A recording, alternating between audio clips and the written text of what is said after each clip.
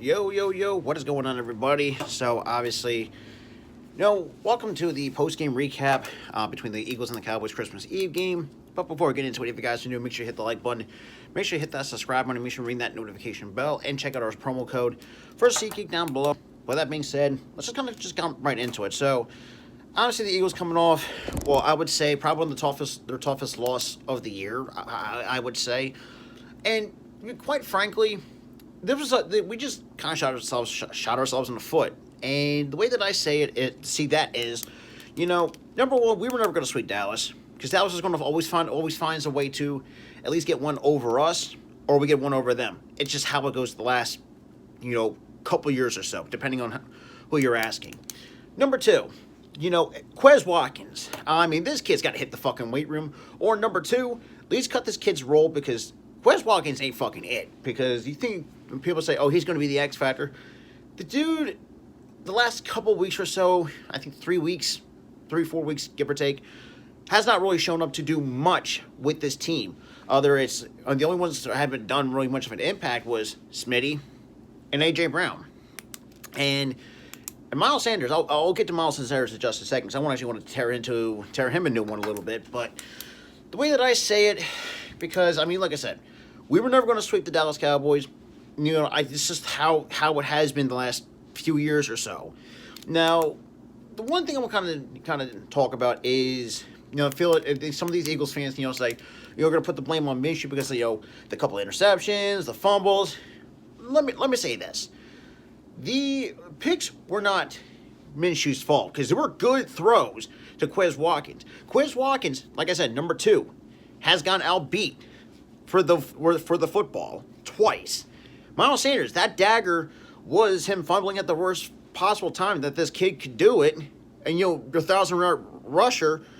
And, it's just, I do not get it. I just like, not Cowboys fans, but, Eagles fans have to realize, like, if you make it, the way that I say it, if say, I don't know. Let me put this into context. I think a lot of people, could understand. Let's just say, I don't know. And I've seen Cowboys fans do this more than a handful of times, too, with Dak. And the way that I say it, Dak's not even that bad of a quarterback. Even though he's kind of having a bit of a down year, which does happen a lot of times with a lot of quarterbacks. And, I've seen Dak make some good throws, to his receivers, and his receivers can't do shit to really help him. We haven't really seen that a lot, per se. But I'm just putting this in context, and perfect example, I think, earlier in the season, I think it was like either week 4 or week 5, someone's going to let me know in the chat, where you had CeeDee Lamb, I think on the crossing route, was 10, 15 yards away from the nearest defender and drops it right in his hands. Because this was I think Cooper Rush, but let's just put it that way. Let's just say hypothetically, CeeDee Lamb's a really good receiver. Can't take that away from him at all. And the way that I say it is, it's just, there's no logical thinking in that. And, yeah, look, a loss is a loss, no matter how you look at it. Time to move on to next week. We got the Saints. Yeah, it was just a tough loss, to be quite frankly. And, like I said, I mean, it's been tough. But, and I've said this the last, it's kind of noticed in the last 2 weeks. You would think Jonathan Gannon will learn not to play soft zone coverage. But unfortunately, that still doesn't work. And I think a lot of times defensive coordinators still don't know how to break away from a soft zone coverage. Because it never does work. And even good teams get away from the soft zone. This way, it's kind of obvious. You see these soft zone are easily beatable. I mean, shit. But it's like there was no blitzing involved. I mean, we did blitz a couple times, and that was always our biggest issue, especially with Gannon. At this point, in particular, I think, has a good reason to. This dude needs to lose his job. Because this dude, like I said, the last handful of weeks, sporadically, has cost us some games, even though we have won because of his bad play calling. Now, granted, we had dealt with some injuries on the defensive end of the football, with Jordan Davis with the high ankle sprain for the last 4 to 6 weeks. Who else am I missing? I'm really drawing a blank, but you kind of got where I'm kind of going with this. And, look, we're 13-2. It is what it is. It's funny because, some of these Eagles fans, oh my goodness. I know this, like I said, it's going to be a post-game recap, but I want to also get this off my chest too. Like, some of these Eagles fans sometimes are outlandish. It's funny because, I think early in the season, some Eagles fans oh, we're going to go 17-0. Bullshit. Because I had this team going 12-5 because, it's going to be, going to year 2. We're going to see how Jalen Hurts does, see how all these pieces are come together. Can Jonathan Gannon actually rectify some of his shitty mistakes? And of course, that has not really, we have not seen that, but that's besides the point. Sirianni can, like I said, can do so much as a head coach, but as a head coach, if I'm like Sirianni at this point, I'll get into the face of Jonathan Gannon. It's what the fuck are you doing? Really soft zone coverage, and you had a couple broken coverages because of that. Lack of blitz, should have had more than 2 sacks on Dak Prescott. And, there was a lot of things that, Gannon just does not seem to adjust. When one player goes down, he can't adjust. He sticks with the same game plan that has been, I would say, has been working for most of the season. Now, this lack of adjustment for some of these coaches is mind-boggling. Especially, like I said, going with, and Shane Steichen's never on the hook, is off the hook too. Shane Steichen has been on I would say, the metaphorical grill. Now, for those who have not seen my shows and the shows and whatnot, what I mean by that is, each and every week, not just coaches and players too, who do not, not have a good performance or, just any good things in general, you go on the grill. That's just how it works. And Gannon is still going to be on the grill. Most of it, because of what I just said, his lack of adjustments with the soft zone coverage, and there was a times where, probably the worst thing he could ever do, and I think if you looked at last year, was pull out a fucking prevent defense. Prevent what? You say, oh, the prevent defense doesn't mean shit. Try a cover 2, a cover 0. What the fuck? Whatever the case may be, at least go something different. And for the love of God, also blitz at the same fucking time too, because it's really frustrating to say, and good for a reason. We were the one of the least blitz teams that blitz in the NFL, because Jonathan Gannon can't get out of his own goddamn way. And I'm going to put a little bit of blame on Sirianni for bringing him in too, at the same time, and that's the way that I see it. And like I said, kind of really just put this all together. Look, we can take this loss as it is, because, we can clinch the number 1 seed and definitely the division for sure. And like I said, it was hard to sweep the Dallas Cowboys because, look, the Cowboys are a good team. You can't take that away from them. And, and I even put this on record more than multiple times, because we're going to see a couple splits. I said, I think there's one time I said, we're going to split against the Commanders, even though it's probably still one of the worst in the, really, Commanders, that's kind of old news, but that still kind of bugs me, because that's one of the worst, that's one of the most generic names you could think of. You can call yourselves the Admirals, you can call yourselves the Red Wolves, what are we doing? But that's here nor there, but like I said, Gannon has not really shown to kind of improve what we've trying to been asking. We're happened to not calling a cover 2, cover 0, at least get some blitzing in there, or try to get some quarters in there, or Tampa 1, Tampa 2, whatever. At least change up the scheme, because you got, and that's another thing too. Why the hell have you put Josiah Scott on CeeDee Lamb, which is the one that guy, or CeeDee Lamb's kind of been picking on after Avonte Maddox went down, and to be quite frankly, that, for me, is, I would definitely just have to fire his ass because of that.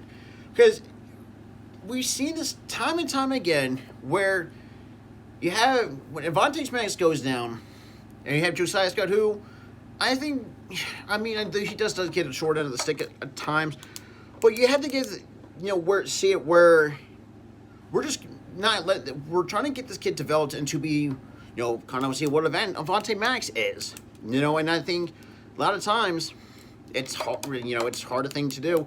And Kayvon Wallace, had some pretty good plays, but for those who have seen, and I actually talked to his off stream more than a handful of times, how I truly feel about Kayvon Wallace, who I think is a 4th round bust, which, to be quite frankly, like I said, look, a loss, in summary, a loss is a loss. It is what it is. Move on. We got 2 more games left.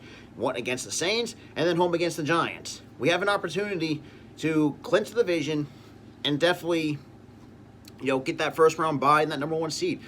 It's,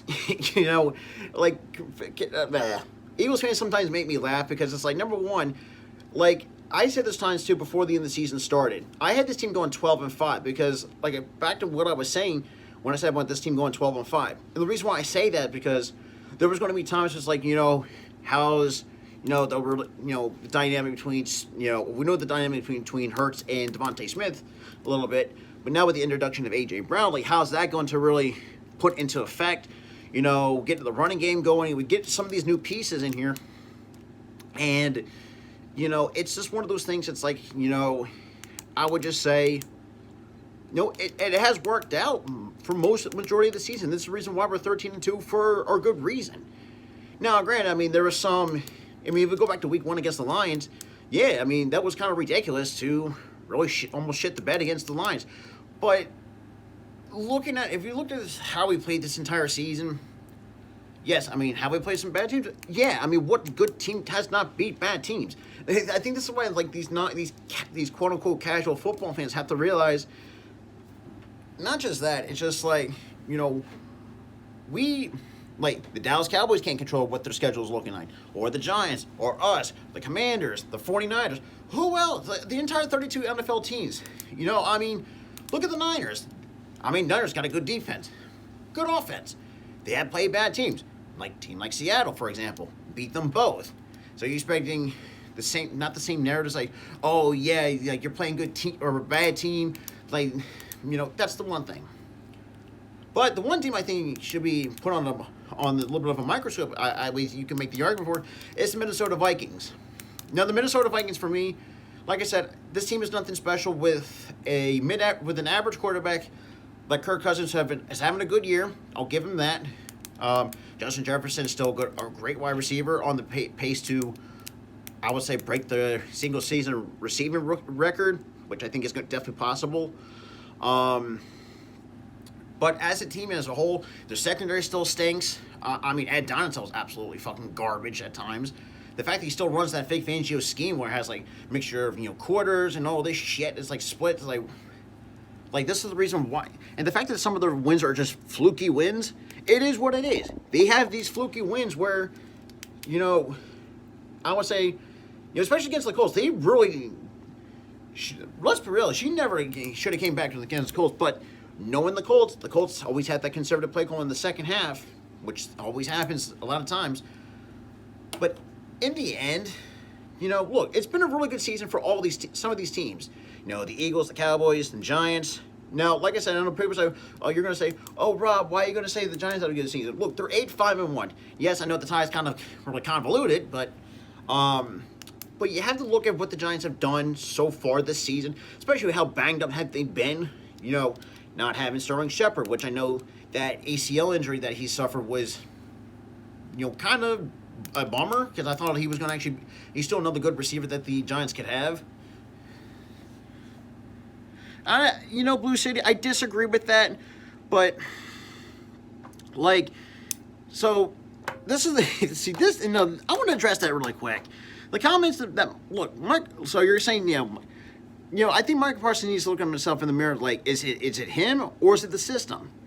This is the way I see it. Or you couldn't say that for Geno Smith. Now, Geno Smith has played some little bit rough stretch of games, but if you looked at prior to his Geno Smith's rough stretch, where's the narrative in that? This is always tends to the fact that it's always surrounded by Philadelphia sports, but it's always that one narrative. They do, absolutely. Like I said,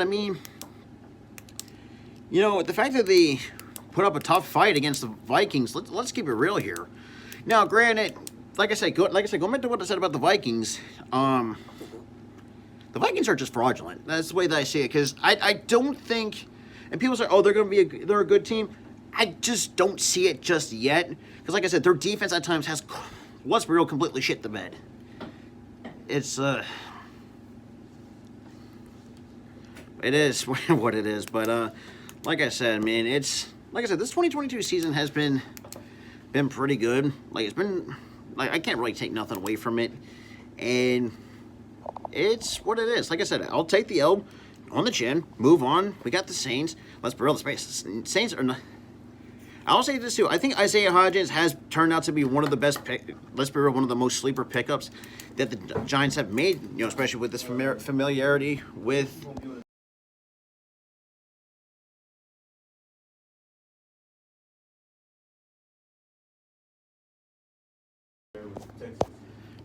We'll see.